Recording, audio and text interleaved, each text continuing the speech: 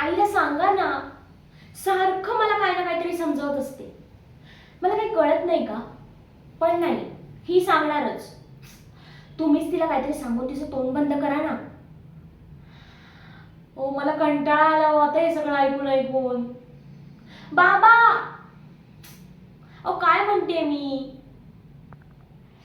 देवा, तुम्ही तुमचा तो चहा आणि तुमचा तो पेपर, बसा त्यात डोकं घालून. कधी एकदा मुंबईतल्या त्या चिकन्या श्रीमंत मुलासोबत माझं लग्न होते असं झालंय मला. जे सुटेल एकदाची इथून. ती जान्हवी ताई कुठे हो बाबा?